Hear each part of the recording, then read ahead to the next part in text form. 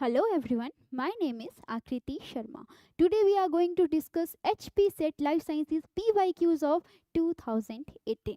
तो जैसे कि आप सभी को पता है हम ऑलरेडी 2024 के जो PYQs थे वो डिस्कस कर चुके हैं। तो ये हमारा फर्स्ट पार्ट रहेगा जिसमें हम 2018 के PYQs को डिस्कस करेंगे। बाकी जितने भी बचते हैं उनको हम नेक्स्ट पार्ट में डिस्कस करेंगे।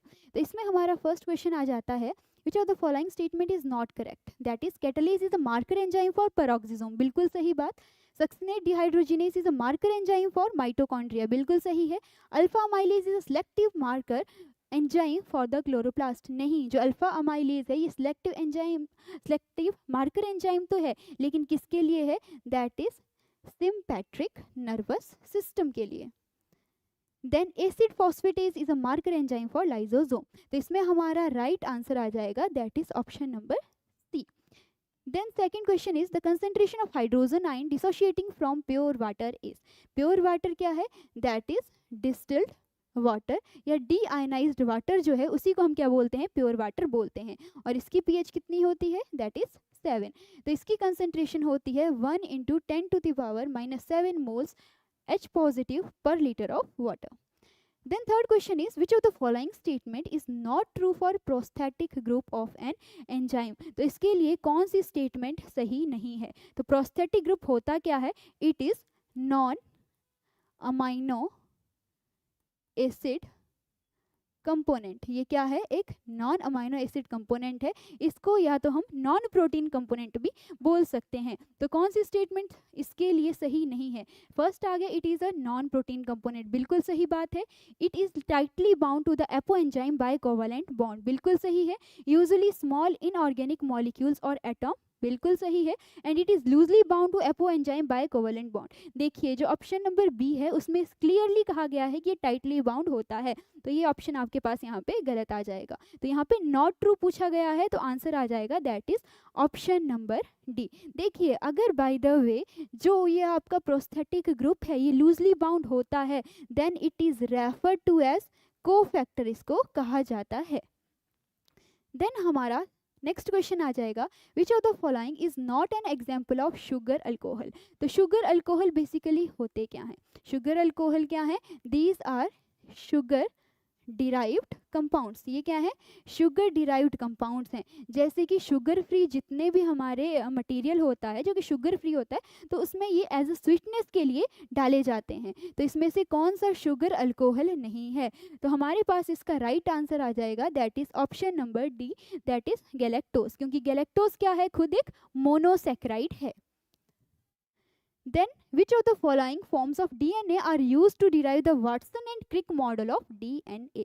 Watson and Crick ने क्या दिया था? DNA का डबल हेलिकल स्ट्रक्चर मॉडल दिया था. ये चीज़ हम सभी को पता है. तो उसमें कौन सा DNA यूज़ हुआ था? That is BDNA. और आपको ध्यान रखना है कि ये जो BDNA होता है ये मोस्ट स्टेबल फॉर्म होती है DNA की और it is right handed structure. Then during the competitive inhibition of an enzyme. Competitive inhibition के दौरान क्या होता है? जो एक्टिव साइट होती है वहाँ पे बाइंड करने से रोका जाता है. और एंजाइम क्या होता है? एंजाइम जो है एक स्पेशलाइज्ड प्रोटीन होती है जो एज अ बायो कैटालिस्ट काम करती है. कैटालिस्ट का काम क्या है? रिएक्शन को स्पीड अप करना. तो कम्पिटिटिव इनहिबिशन के दौरान केएम जो है वो चेंज होती है. Then next is what is liposome. Liposome क्या होते हैं? तो इन जनरल अगर हम बात करें तो लाइपोसोम जो है ये कुछ स्फेरिकल स्ट्रक्चर के होते हैं जो कि एक्वस कोर से सराउंडेड होते हैं. कहाँ से सराउंडिंग होंगे? एक्वस कोर से. तो लाइपोसोम क्या होते हैं? These are the phospholipid molecule enclosed by a water droplet. किससे इनक्लोज्ड होंगे? By the aqueous core. Then next question is what is the chemical nature of ion pump and channel? ion pump and channel का chemical nature कैसा है? तो देखिए ion pump and channel ये किस में यूज होते हैं? एक्टिव ट्रांसपोर्ट में. ये जो है एक्टिव ट्रांसपोर्ट में यूज़ होते हैं। और जब भी हम एक्टिव ट्रांसपोर्ट की बात करते हैं तो आपको हमेशा ध्यान रखना है कि एक्टिव ट्रांसपोर्ट में क्या होता है, एटीपी यूज़ होती है। एक्टिव ट्रांसपोर्ट में एटीपी जो है वो यूज़ होती है एज द एनर्जी जो है इसमें यूज़ होती है, लेकिन जो पैसिव ट्रांसपोर्ट होता है उसमें एनर्जी यूज़ नहीं होती। तो chemical nature of ion pumps and channel क्या है, that is these are proteins. Then उसके बाद नेक्स्ट क्वेश्चन हमारे पास आ जाता है, that is molecule that facilitate the protein folding by inhibiting the incorrect folding are called as. तो उनको हम क्या बोलते हैं, तो इसमें हमारे पास आ जाएगा दैट इज मॉलिक्यूलर चैपरॉन्स। ये क्या है, कुछ हीट शॉक प्रोटीन्स हैं। ये क्या है, कुछ हीट शॉक प्रोटीन्स हैं जो क्या करती हैं, इनहिबिट होती हैं by incorrect folding. Then which of the following statement is not true for sodium potassium pump. इनमें से कौन सी ऐसी स्टेटमेंट है जो कि सोडियम पोटाशियम पंप के लिए सही नहीं है। तो इसमें हमारा सबसे पहले ऑप्शन आ जाएगा that is sodium potassium pump is fuelled by ATP hydrolysis. जी हाँ, बिल्कुल सही बात है। For every 3 Na positive transported out of cell, जब भी क्या होगा, किसी सेल से क्या होगा, 3 Na पॉजिटिव सोडियम आयंस जो बाहर जाएंगे तो क्या होगा, जो 2 K पॉजिटिव यानी पोटाशियम जो है वो अंदर आते हैं। बिल्कुल सही बात है, 2 पोटाशियम अंदर आएंगे तब 3 जो सोडियम है वो बाहर जाएंगे। The affinity of pump for sodium and potassium does not change by adding और रिमूविंग फॉस्फेट। ऐसा नहीं होता, ये क्या होती है, चेंज होती है। Then the conformation of Na positive potassium pump is changed by the addition or removal of phosphate। तो इसमें हमारा राइट आंसर आ जाएगा that is option number C. Then उसके बाद हमारा नेक्स्ट क्वेश्चन आ जाता है, the 3 dimensional structure of microtubule is. जो माइक्रोट्यूब्यूल है उनका 3 डायमेंशनल स्ट्रक्चर कैसा है। अब ये माइक्रोट्यूब्यूल होते क्या हैं, ये क्या करते हैं, साइटोस्केलेटन को मेंटेन करने का काम करते हैं माइक्रोट्यूब्यूल। तो इनका स्ट्रक्चर कैसा होता है, दैट इज डाइमेरिक स्ट्रक्चर इनका होता है। Then prolamellar bodies are present in. जो प्रोलैमिलर बॉडीज होती हैं ये किस में प्रेजेंट होती हैं, तो जब भी हम प्रोलैमिलर बॉडीज की बात करते हैं तो ये प्रेजेंट होती हैं इटियोप्लास्ट में। इटियोप्लास्ट होते क्या हैं, इटियोप्लास्ट क्या होते हैं, कुछ प्लास्टिड होते हैं that are derived from proplastid. Etioplast क्या होते हैं, कुछ प्लास्टिड होते हैं जो कि प्रोप्लास्टिड से डिराइव किए जाते हैं। लेकिन यहाँ पे क्या होगा, लाइट नहीं होगी। लेकिन जैसे ही ये बन गया, इटियोप्लास्ट बन गए, उसके बाद अगर हम इसको लाइट देते हैं, हम क्या करेंगे, इसको लाइट देंगे, then it can convert into the chloroplast. Then which of the following set of codon represents the stop codon. इनमें से कौन सा जो सेट ऑफ कोडोन है वो स्टॉप कोडोन हम जिसको बोलते हैं। तो देखिए, जब भी हम stop codon and start codon की बात करते हैं, तो स्टार्ट कोडोन की हम जब भी बात करते हैं तो हमारे दिमाग में सबसे पहले आता है AUG, और जब भी हम स्टॉप कोडोन की बात करते हैं तो हमारे दिमाग में सबसे पहले क्या आता है, UAA। तो अगर हम ऑप्शन को देखते हैं तो स्टॉप कोडोन कौन से आ जाएंगे, that is UAA, UAG and UGA। Then next question is which of the following statement is not correct। तो देखिए, सबसे पहले है आपके पास A, in transcription only one strand of DNA the DNA template is copied। बिल्कुल सही बात है, यहाँ पे भी not correct पूछा गया है। Prokaryotes have a single RNA polymerase enzyme। बिल्कुल सही बात है। The initiation of mRNA synthesis also require a primer like DNA replication। नहीं, जब भी mRNA की synthesis होती है तो उसको प्राइमर की ज़रूरत नहीं पड़ती like DNA replication। And during translation tRNA act as adapter between the mRNA codon and amino acid। तो इसमें हमारा राइट ऑप्शन आ जाएगा that is option number C. Then next question है, peptidyl transferase an important enzyme involve in the process of translation in. तो कौन सा होगा, देखिए, जब भी हम राइबोसोम की बात करते हैं तो हमें पता है राइबोसोम क्या है, प्रोटीन फैक्ट्री है। राइबोसोम क्या है, प्रोटीन फैक्ट्री है, प्रोटीन सिंथेसिस में हेल्प करता है। अब एक राइबोसोम जो है इसमें इस तरह से एक स्मॉल सब यूनिट प्रेजेंट होती है, एक लार्ज सब यूनिट प्रेजेंट होती है। अब ये जो लार्ज सब यूनिट है इसमें क्या प्रेजेंट होता है, दैट इज पेप्टिडाइल ट्रांसफेरेज यहाँ पे प्रेजेंट होता है जो कि ट्रांसलेशन प्रोसेस में इन्वॉल्व होता है। तो इसमें कौन सा आ जाएगा हमारे पास right option, that is B, large sub unit of ribosome. Then genetic material of tobacco mosaic virus is TMV is, तो इसका जेनेटिक मटेरियल क्या है, दैट इज RNA। वही अगर हम प्लाज्मिड की बात करें तो प्लाज्मिड क्या होता है, दैट इज सर्कुलर DNA होता है, और एपिसोम्स होते हैं हमारे एक्स्ट्रा क्रोमोसोमल जो DNA का सेगमेंट होता है वो। Then which of the following function is performed by the enzyme DNA gyrase. DNA gyrase कौन सा फंक्शन परफॉर्म करता है, तो DNA गायरेज क्या करता है, that is the removal of torsional strain during the unwinding of DNA, और DNA की अनवाइंडिंग में कौन हेल्प करता है, that is helicase enzyme. Then next हमारे पास आ जाता है which of the following statement about the virus is not correct. Virus के बारे में कौन सी स्टेटमेंट सही नहीं है। In the lytic pathway the host bacterial cell rupture following the viral infection, बिल्कुल सही बात है। लाइटिक पाथवे में क्या होता है, लीसिस हो जाती है, होस्ट की लीसिस हो जाती है। The viral coat capsid surrounds the nucleic acid, बिल्कुल सही है। अंदर न्यूक्लिक एसिड प्रेजेंट होता है और बाहर इस तरह से जो है कैप्सिड प्रेजेंट होता है जो आउटर कवरिंग होती है। The virus can be replicated only within a suitable host cell, बिल्कुल सही बात है। In lysogenic pathway the host bacterial cell rupture following the viral infection, नहीं, तो इसमें आपका आ जाएगा that is option number D. Lysogenic pathway में क्या बनता है, प्रोफेज बनते हैं जो कि फर्दर रेप्लिकेशन में हेल्प करते हैं। यहाँ पे बैक्टीरियल होस्ट सेल जो है वो रप्चर कभी भी नहीं करता। Then next question is which one of the following statement is not true for sympatric acquired resistance, के लिए कौन सी स्टेटमेंट सही नहीं है। तो सबसे पहले आ जाता है SAR conferred immunity can last for weeks to month and possibly even the whole growing season, बिल्कुल सही बात है sympatric acquired resistance के बारे में। Then SAR can be boosted by repeated infection, बिल्कुल सही बात है। SAR is effective against all pathogen, नहीं, ये effective होती है आपकी फंजाई बैक्टीरिया के लिए। And in contrast to effected triggers immunity, SAR is not associated with program cell death, तो यहाँ पे आपका राइट आंसर आ जाएगा that is option number C. Then in general signal transduction pathway does not use one of the following as a second messenger for communication, तो इसमें कौन सा ये यूज नहीं करता, तो इसमें आ जाएगा that is RUDP। RUDP carboxylase क्या होता है, दैट इज राइबुलोज डाइफॉस्फेट। और अगर हम वही बात करें इस सिग्नल ट्रांसडक्शन पाथवे की, तो इसमें क्या होता है, कोई एक एक्सटर्नल सिग्नल क्या होगा, कोई एक एक्सटर्नल सिग्नल होगा, वो एक स्पेसिफिक रिस्पॉन्स में कन्वर्ट हो जाता है, वो एक स्पेसिफिक रिस्पॉन्स में क्या होगा, कन्वर्ट हो जाएगा इन सिग्नल ट्रांसडक्शन पाथवे।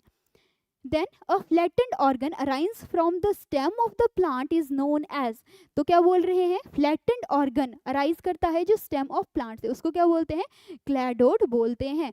और वहीं अगर यहाँ पे बात की जाती एक ब्रांच की, फ्लैटेंड ब्रांच की या फ्लैटेंड स्टेम की, तो आ जाता है फाइलोक्लोइड। तो यहाँ पे आपका राइट आंसर आ जाएगा that is a. Then successive cambium is observed in the stem of, successive cambium किसकी स्टेम में देखा जा सकता है, तो ये देखा जा सकता है इन द स्टेम ऑफ बोहराविया। और बोहराविया क्या है, एक डाइकॉट है, और ये जो बोहराविया है इसमें आपको एनोमेलस सेकेंडरी ग्रोथ देखने को मिलती है। एनोमेलस सेकेंडरी ग्रोथ का क्या मतलब है, दैट इज एबनॉर्मल ग्रोथ। जब ग्रोथ क्या होगी, नॉर्मल पैटर्न से डेविएट कर जाएगी तो हम उसको क्या बोलेंगे, that is abnormal secondary growth, और ये होती है बोहराविया में, और बोहराविया क्या है, एक डाइकॉट है। देन उसके बाद हमारे पास नेक्स्ट क्वेश्चन आ जाता है, the role of GNOM during the embryogenesis is to, embryogenesis के दौरान जो GNOM है उसका रोल क्या है। ये जो GNOM है इसको हम GN जीन भी बोलते हैं, इसको हम और क्या बोलते हैं, दैट इज GN जीन भी बोलते हैं। दैट इज इन एराबिडोप्सिस थैलियाना, ये किसमें होता है, एराबिडोप्सिस थैलियाना, इसमें ये देखने को मिलता है। तो ये क्या करता है, it ensure the polymerisation of PN formed oxygen influx carriers.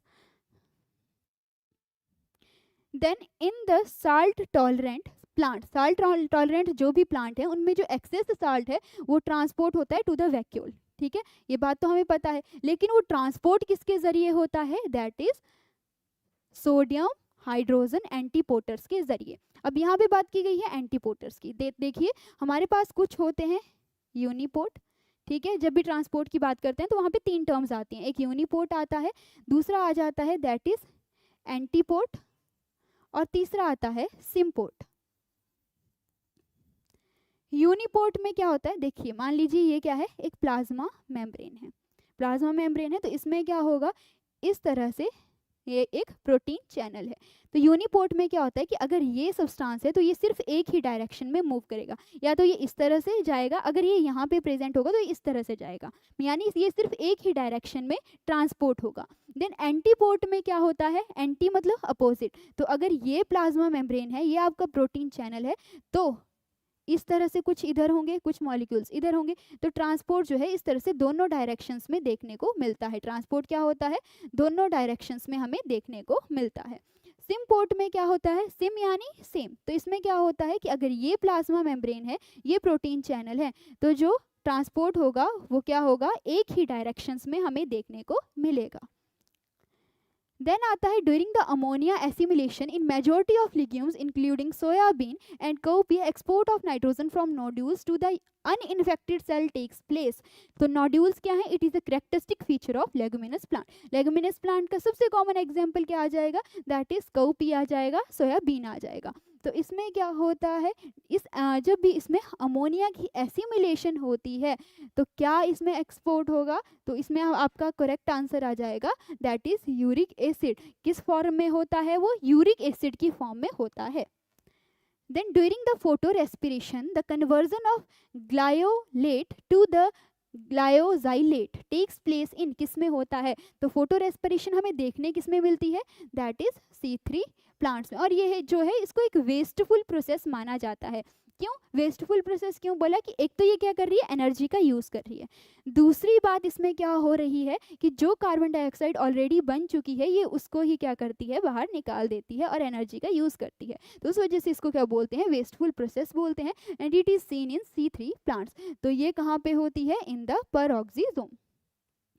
Then sucrose is preferred molecule for the translocation of photoassimilates। क्यों, सुक्रोज क्या है, सबसे पहली बात सुक्रोज क्या है, एक नॉन रिड्यूसिंग शुगर है। सुक्रोज क्या है, एक नॉन रिड्यूसिंग शुगर है, और सुक्रोज को जो है हम टेबल शुगर के नाम से भी जानते हैं, it is also known as table sugar. तो इसमें क्या होता है, जो फ्री एनर्जी होती है वो बहुत ही ज़्यादा होती है of the hydrolysis.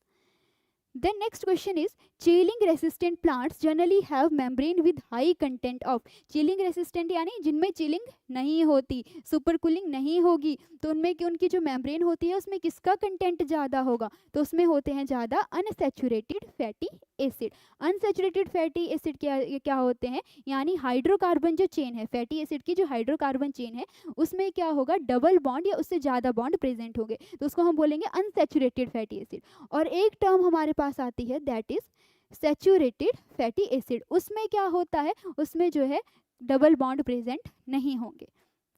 Then next is plant dissipate excess excitation energy as heat for protection against photo-oxidative damage to the photosynthetic apparatus। This mechanism is known as, तो इस mechanism को हम क्या बोलते हैं, that is non photochemical quenching। इसको हम क्या बोलते हैं, that is non photochemical quenching, that is NPQ। और ये क्या है, एक photo protective mechanism है, ये क्या है, एक photo protective mechanism। Then next आ जाता है which of the following statement regarding the oxygen transport in plant is not correct। not correct तो क्या होता है, IAA that is indole acetic acid is taken up by the cell in its protonated form by passive diffusion in the anionic form by the activity of influx carrier। बिल्कुल सही बात है। 1NAA being lipophilic, ये क्या है, lipophilic है, ये enter करता है सेल में मेनली बाय डिफ्यूजन, बिल्कुल सही बात है। 2,4-D accumulates in the cell since it is taken up by passive diffusion and not secreted by efflux carrier। ऐसा नहीं होता, तो यहाँ पे आपका राइट आंसर क्या आ जाएगा, that is C। Which of the following statement is not true for the process of photosynthesis के लिए कौन सी स्टेटमेंट यहाँ पे सही नहीं है, तो सबसे पहले आता है that is magnesium is an essential cofactor in water oxidising process. पहली स्टेटमेंट क्या आ गई, अब ये क्या है, कोफैक्टर तो है, लेकिन ये कोफैक्टर किसके लिए है? जहाँ पे एटीपी को यूटिलाइज किया जाता है, जहाँ पे क्या होता है, एटीपी को यूटिलाइज किया जाता है, ये उसके लिए कोफैक्टर है, ना कि वाटर ऑक्सीडाइजिंग प्रोसेस के लिए। तो इसके लिए क्या आ जाएगा? राइट आंसर आपका ऑप्शन नंबर ए। बाकी फोटोसिस्टम ए जो है ये प्रेजेंट होता है नॉन स्टैक्ड स्ट्रोमा मेम्ब्रेन में, बिल्कुल सही बात है। फोटोसिस्टम 2 जो है ये प्रेजेंट होता है स्टॉक्ड ग्रेना मेम्ब्रेन में, बिल्कुल सही बात है। And photosynthetic oxygen evolving system is the only biochemical system which oxidise water, बिल्कुल सही। Then prophase is characteristic feature of, देखिए जब हमने लाइटिक एंड लाइसोजेनिक साइकिल की बात की थी तो वहाँ पे हमने बोला था कि जो लाइटिक साइकिल है वो लीसिस कॉज करती है ऑफ द होस्ट, लेकिन जो लाइसोजेनिक बैक्टीरियोफेज है ये क्या करता है? यहाँ पे प्रोफेज की फॉर्मेशन होती है एंड प्रोफेज के बाद ये क्या करता है? रेप्लिकेशन में हेल्प करता है। देन उसके बाद हमारा नेक्स्ट क्वेश्चन आ जाता है, in the Mendelian genetics separation of 2 alleles in unaltered form, 2 allele separate हो रही हैं अनअल्टर्ड फॉर्म में in the individual during the formation of gametes, इसको क्या बोलते हैं? अब देखिए यहाँ पे आ रही है सेपरेशन, तो सेपरेशन का क्या मतलब आ गया? That is this is the law of segregation. तो ये कौन सा लॉ है? That is law of segregation. Then उसके बाद हमारे पास आ जाता है that is father of genetics कौन है? दैट इज मेंडल, जीजोर John Mendel. In case of genomic imprinting, the impaired genes are often found to be, genomic imprinting में क्या होता है कि जो impaired genes होती हैं वो कहाँ पे हमें देखने को मिलती हैं? तो ये क्या है? एक एपिजेनेटिक प्रोसेस है, ये क्या है? एक एपिजेनेटिक प्रोसेस है, यानी इसमें क्या होगा? कुछ एलील्स तो एक्टिव हो जाएंगी लेकिन कुछ क्या होगा? साइलेंस हो जाएंगी। तो ये क्या होती है? ये होती है methylated. Then dry rot of roots in legumes and beans is caused by, जो ड्राई रॉट है रूट्स की इन लिग्यूम्स एंड बीन्स वो किसकी वजह से होती है? तो ये क्या है? एक destructive soil borne fungal disease है, ये क्या है? एक destructive soil borne fungal disease है। तो ये किसकी वजह से होती है? That is macrophomina species. Then next is nematodes parasitic on plants secrete proteins through, किसके जरिए वो प्रोटीन्स की सिक्रेशन करते हैं? निमेटोड्स, तो वो करते हैं स्टाइलेट्स के जरिए, और स्टाइलेट्स कहाँ पे लोकेटेड होता है? On their mouth. Then botulism is caused by species of, जो बॉट्यूलिज्म डिजीज है वो किसकी स्पीसीज की वजह से हमें देखने को मिलती है? तो जब भी हम बॉट्यूलिज्म की बात करते हैं तो है तो ये बहुत ही ज़्यादा रेयर, ये क्या है? बहुत ही ज़्यादा रेयर है, बट ये क्या ऐसी होती है? न्यूरोटॉक्सिक होती है तो रेयर, लेकिन कैसी है? न्यूरोटॉक्सिक है। तो इसकी वजह से होती है दैट इज क्लॉस्ट्रीडियम स्पीसीज की वजह से ये देखने को मिलती है। Then next is a parasite which attack the living tissue, एक कोई पैरासाइट है वो क्या कर रहा है? लिविंग टिश्यू के ऊपर अटैक कर रहा है, but continue to grow and reproduce after the tissue is dead, tissue मर भी गया फिर भी वो क्या कर रहा है? वहाँ पे मजे से ग्रो कर रहा है, मजे से रिप्रोड्यूस कर रहा है, तो इसको क्या बोलते हैं? That is facultative parasite. देखिए जब यहाँ पे बात की गई लिविंग टिश्यू की तो वहीं से क्लियर हो गया कि ये क्या है? कोई पैरासाइट है। अब एक बात आती है that is obligate and facultative, दो टर्म्स आती हैं ऑब्लिगेट फैकल्टेटिव। ऑब्लिगेट क्या होता है कि जो भी हमारा पैरासाइट है, क्या है? जो भी पैरासाइट है वो सिर्फ लिविंग टिश्यू के ऊपर ही रहेगा, अगर लिविंग टिश्यू मर गया तो वो भी क्या होगा? खत्म हो जाएगा, यानी उसके लिए कंपल्सरी है वो चीज़। लेकिन फैकल्टेटिव में क्या होता है कि अगर नहीं भी हुआ तो कोई बात नहीं, काम चल पड़ेगा, तो वह क्या आ जाता है? That is facultative. Then which is the largest commissioned national park in India, India में लार्जेस्ट कमीशनड नेशनल पार्क कौन सा है? तो सबसे इसमें आ जाएगा answer that is Hemis national park. देखिए इंडिया में जो है लार्जेस्ट कमीशन नेशनल पार्क है हेमिस नेशनल पार्क, और ये है लद्दाख में। अब यहाँ पे ये ऑप्शन तो दिया नहीं है, तो यहाँ पे आपका आंसर क्या आ जाएगा? That is Gangotri national park, ये कहाँ पे है? उत्तराखंड में। Then in which of the following order several families shows successive cambia, successive cambia जो है शो करती है। कैम्बिया क्या है? That is the region of dividing cells, जहाँ पे क्या होगा? मेरिस्टेमेटिक रीजन जो होगा जहाँ पे सेल्स बार बार डिवाइड करते जाएंगे उसको क्या बोलेंगे? कैम्बिया बोलेंगे, और ये देखने को मिलता है चिनोपोडियल्स में। Then next is which of the following is not a measure of dispersion and variability, का मेजर नहीं है। देखिए जब भी डिस्पर्जन एंड वेरिएबिलिटी की बात होती है तो इसका मतलब क्या है? स्कैटरिंग। तो इसमें से इसका मेजर कौन सा नहीं है, दैट इज मीन, बाकी सारे से जो है इसके मेजर हैं। Then which of the following statement is not correct? When the genes within the same species show different versions due to new combination, it is called genetic variability. बिल्कुल सही है, उसको तो genetic variability बोलते हैं जब हमें नए combinations देखने को मिलते हैं। The diversity in wild species forms the gene pool from which crop and domestic animals has been developed. बिल्कुल सही बात है। The ecosystem diversity has developed over millions of years of evolution. ये भी बिल्कुल सही आ जाएगा। Then genetic diversity represent broadly the species richness and their abundance in community. देखिए जब भी genetic diversity की बात हो रही है तो वो genes की बात वहाँ पे हो रही है, यहाँ पे जो species richness है उसका कोई लेना देना नहीं है। तो यहाँ पे आपका right answer आ जाएगा, that is option number D. Then which of the following biotic province come under the Deccan peninsula? इनमें से कौन सा जो है डिकेन पेनिसुला के अंडर आता है? अब यहाँ पे बात की गई है बायोटिक प्रोविंस की। बायोटिक प्रोविंस क्या है, दैट इज कोई एक जियोग्राफिकल एरिया है, वहाँ पे क्या है पर्टिकुलर जो है बायोटिक कम्युनिटी रह रही है, तो क्या आ जाएगा, बायोटिक प्रोविंस आ जाएगा। तो इसका आंसर आ जाएगा that is central plateau, eastern plateau and Chota Nagpur.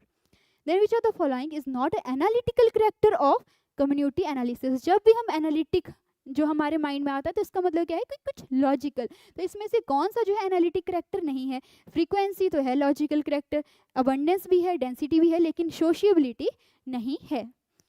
Then उसके बाद आ जाएगा in Engler and Prantl system of classification Amentiferae does not include. Engler and Prantl system की जब भी बात करते हैं तो ये क्या है, एक फाइलोजेनेटिक सिस्टम है।